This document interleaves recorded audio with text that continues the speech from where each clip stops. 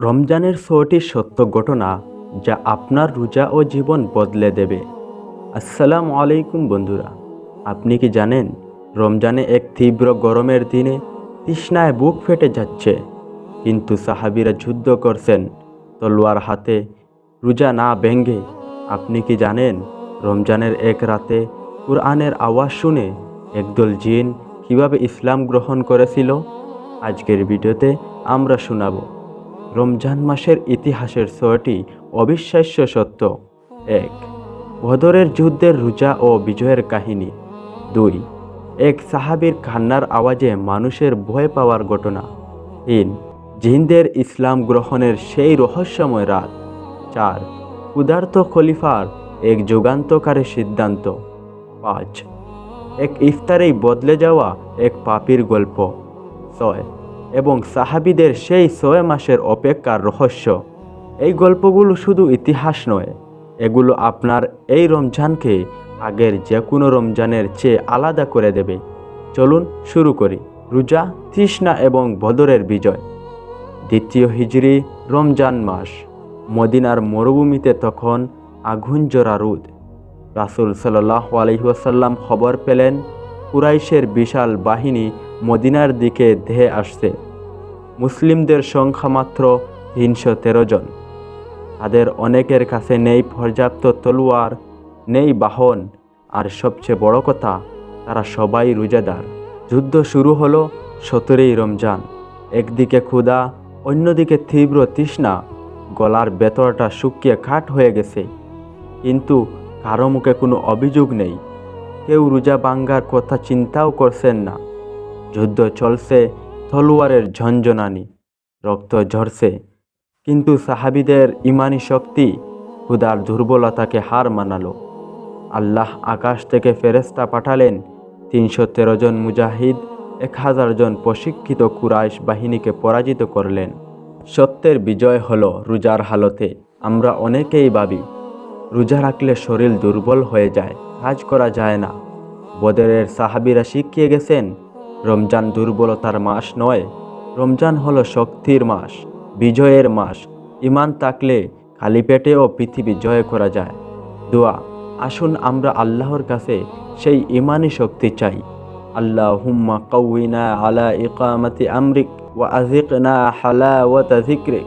হে আল্লাহ, আপনার আদেশ পালনে আমাদের শক্তিশালী করুন এবং আপনার জিকিরের স্বাদ আমাদের আস্বাদন করান। আমিন। কুরআনের বইয়ে যে সাহাবী জ্ঞান হারাতেন, রমজানের রাত মদিনার মসজিদে তারাবি চলছে। একজন সাহাবী নামাজে দাঁড়িয়ে আছেন। ইমাম যখন জাহান্নামের আয়াত তিলাওয়াত করছেন, ওই সাহাবীর শরীর কাঁপতে শুরু করলো।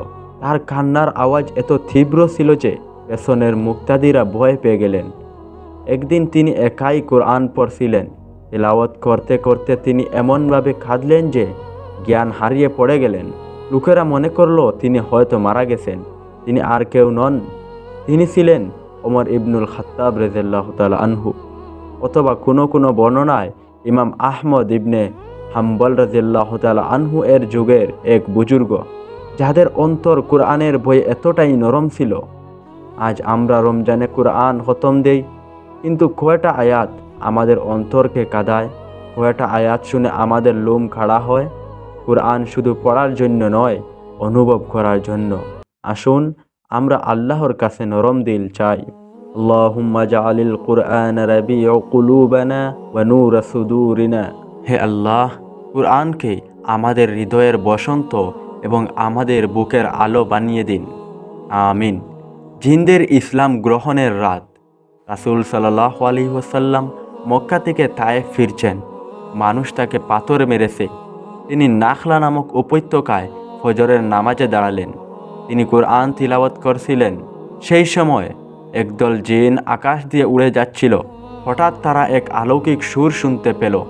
তারা থমকে দাঁড়ালো, নিজেদের বলল, চুপ করো, এই কালাম শুনো। কোরআনের আয়াতগুলো চুম্বকের মতো তাদের হৃদয়ে গেঁথে গেল।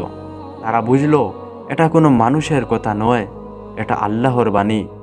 নামাজ শেষ হতেই তারা তাদের জাতির কাছে ফিরে গেল, গিয়ে বলল, হে আমাদের সম্প্রদায়, আমরা এক বিস্ময়কর কোরআন শুনেছি। যা সঠিক পথের সন্ধান দেয়।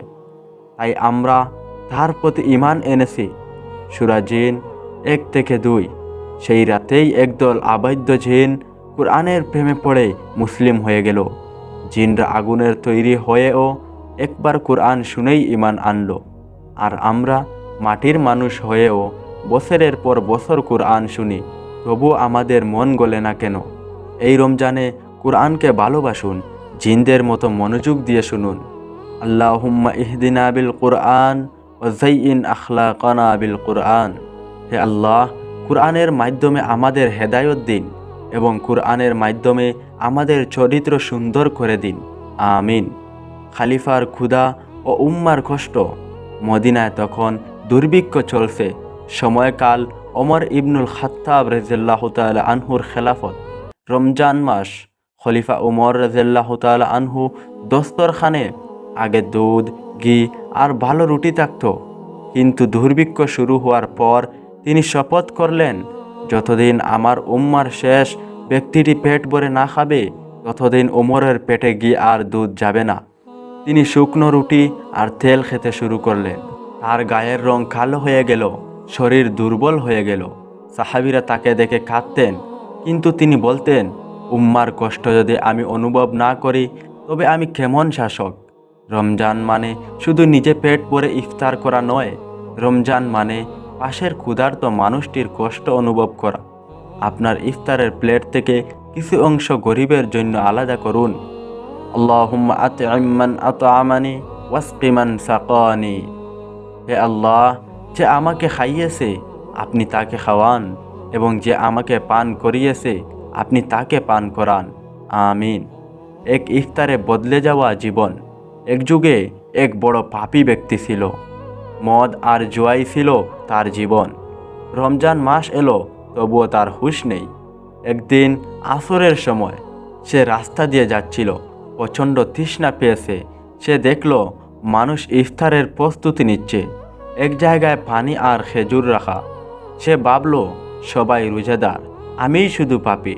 হঠাৎ তার মনের ভেতরে এক অনুশোচনা জাগল। সে হাত তুলল, হে আল্লাহ, সবাই তোমার জন্য রোজা রেখেছে, আমি রাখতে পারিনি, কিন্তু এই ইফতারের সময় আমি তোমার কাছে মাফ চাইছি। সেদিন সে আর মদ খেল না। ইফতারের সময় সবার সাথে পানি পান করল। বলা হয়, সেই এক মুহূর্তের তওবা আর রোজাদারের সম্মানে আল্লাহ তাকে পুরোপুরি বদলে দিয়েছিলেন। সে পরে এক বড় নেককার ব্যক্তি হয়েছিল। আপনি যত বড়ই পাপী হন না কেন, ইফতারের আগের ওই মুহূর্তটি মিস করবেন না। ওই সময় আল্লাহর রহমতের দরজা খোলা থাকে। একটা তওবা আপনার পুরো অতীত মুছে দিতে পারে। আল্লাহুম্মা ইন্নাকা আফুউন তুহিব্বুল আফওয়া ফা'ফু আন্নি। হে আল্লাহ, আপনি ক্ষমাশীল, ক্ষমা করতে ভালোবাসেন, অতএব আমাকে ক্ষমা করে দিন। আমিন। সাহাবীদের 6 মাসের অপেক্ষা। আমরা রমজান এলে প্রস্তুতি নেই 1-2 দিন আগে, কিন্তু সাহাবীদের অবস্থা ছিল ভিন্ন। রমজান চলে যাওয়ার পর 6 মাস তারা কাঁদতেন আর দোয়া করতেন, হে আল্লাহ, আমাদের রোজাগুলো কবুল করুন। আর রমজান আসার আগের 6 মাস তারা অধীর আগ্রহে দোয়া করতেন, আল্লাহুম্মা বাল্লিগনা রমাদান। হে আল্লাহ, আমাদের হায়াত বাড়িয়ে দেন, যেন আমরা রমজান পর্যন্ত পৌঁছাতে পারি। তারা রমজানকে মেহমানের মতো ভালোবাসতেন, কারণ তারা জানতেন এই 1 মাস জান্নাত কামানোর শ্রেষ্ঠ সুযোগ। রমজানকে বোঝা মনে করবেন না, এটা আল্লাহর পক্ষ থেকে স্পেশাল গিফট। কে জানে, এটাই হয়তো আপনার জীবনের শেষ রমজান। তাই প্রতিটি মুহূর্ত কাজে লাগান। আল্লাহুম্মা সাল্লিমনি লিরমাদান ওয়া সাল্লিম রমাদান আলী। হে আল্লাহ, আমাকে রমজানের জন্য সুস্থ রাখুন, রমজানকে আমার জন্য নিরাপদ রাখুন এবং আমার আমলগুলো কবুল করে নিন। আমিন। বন্ধুরা, এই 6টি গল্প আমাদের শেখায় রমজান শুধু না খেয়ে থাকার নাম নয়। রমজান হলো বদরের মতো শক্তি অর্জনের মাস, কোরআনকে ভালোবাসার মাস, মানুষের কষ্ট বোঝার মাস, তওবা করে নতুন জীবন শুরু করার মাস।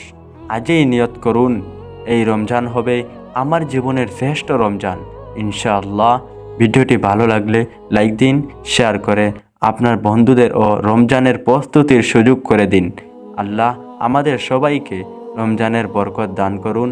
আমিন। আসসালামু আলাইকুম ওয়া রাহমাতুল্লাহি ওয়া বারাকাতুহু।